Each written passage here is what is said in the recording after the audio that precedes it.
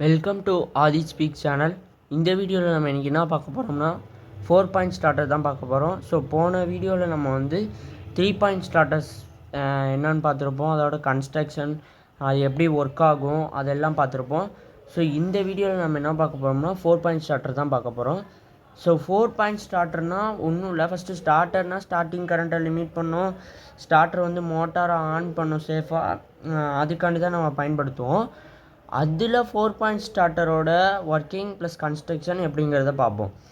So இதில் என்னன்னா 3 point ஸ்டார்டரில் என்னென்ன காம்பனன்ட்ஸ்லாம் இருந்துச்சோ அது எல்லா காம்பனன்ட்ஸும் இருக்கும்.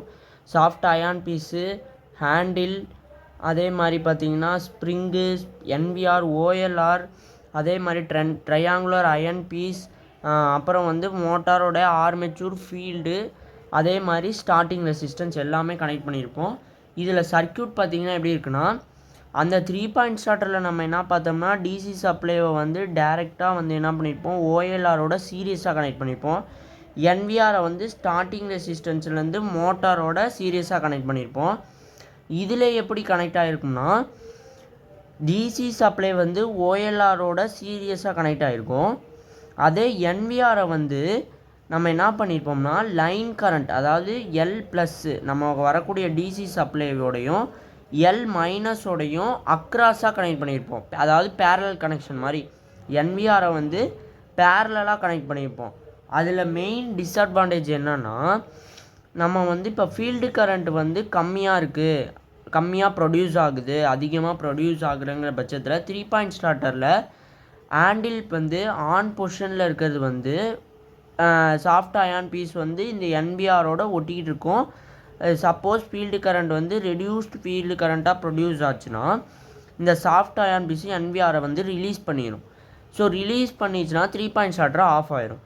அதே இந்த 4 பாயிண்ட் ஸ்டார்டர்னு வரும்போது இந்த சாஃப்ட் அயான் பீஸ் இந்த என்விஆரும் ஒட்டிக்கிட்டே இருக்கும். ஃபீல்டு கரண்ட் கம்மியாக ப்ரொடியூஸ் ஆனாலும் சரி, அதிகமாக ப்ரொடியூஸ் ஆனாலும் சரி, நமக்கு இந்த என்விஆரும் இந்த சாஃப்ட் அயான் பீஸும் ரிலீஸ் ஆகாது. ஸோ அந்த டிஸ்அட்வான்டேஜை வந்து ஓவர் கம் பண்ணுறதுக்கு தான் இந்த 4 பாயிண்ட் ஸ்டார்டரை யூஸ் பண்ணுறோம். ஸோ ஒர்க்கிங் பார்த்துக்குங்க. இப்போ டிசி சப்ளை கொடுக்குறேன்னு வச்சுக்கோங்க. இப்போ இந்த டிசி சப்ளை கொடுத்தோம்னா ஹேண்டில் மூவ் பண்ணுறோம். ஹேண்டில் மூவ் பண்ண ஒவ்வொரு ரெசிஸ்டன்ஸாக கட் ஆகும். ஒவ்வொரு ரெசிஸ்டன்ஸாக கட் ஆக மோட்டாரோட ஸ்பீடு என்னாகும், இன்க்ரீஸ் ஆகும்.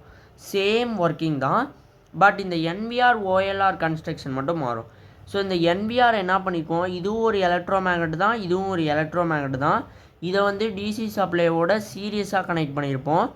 இதை வந்து டிசி சப்ளைக்கு பேரலாக, அதாவது வந்து எல் மைனஸ் எல் ப்ளஸ் இதுக்கு இடையில் அக்ராஸாக கனெக்ட் பண்ணியிருப்போம். No volt release.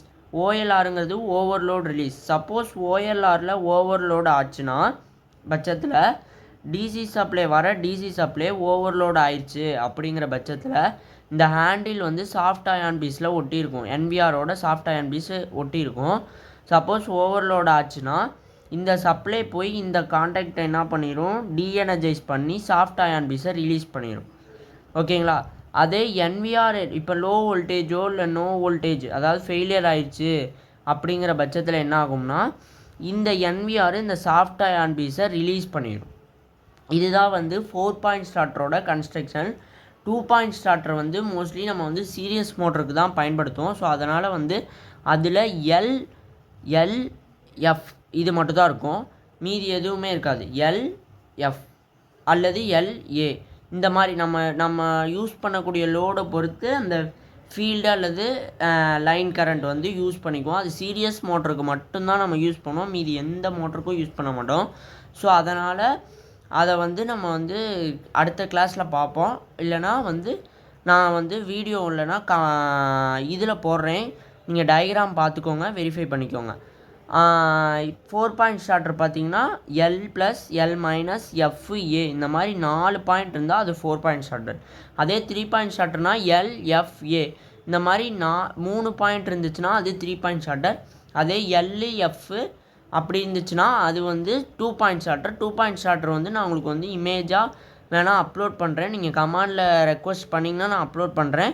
இல்லைனா வந்து நான் வந்து அதுக்கு ஒரு வீடியோ போடுறேன். உங்களுக்கு புரியலன்னா நீங்கள் கமெண்ட் செக்ஷனில் கமெண்ட் பண்ணிங்கன்னா நான் புரியலன்னா வீடியோ போடுவேன். இப்போ 4 பாயிண்ட் ஸ்டார்டரோட ஒர்க்கிங் கன்ஸ்ட்ரக்ஷன் இவ்வளோ தான். இந்த வீடியோ உங்களுக்கு பிடிச்சிருந்தால் லைக் பண்ணுங்கள், ஷேர் பண்ணுங்கள் அண்ட் சப்ஸ்கிரைப் பண்ணுங்கள். மறக்காமல் பெல் பட்டனை கிளிக் பண்ணிடுங்க. தேங்க்யூ.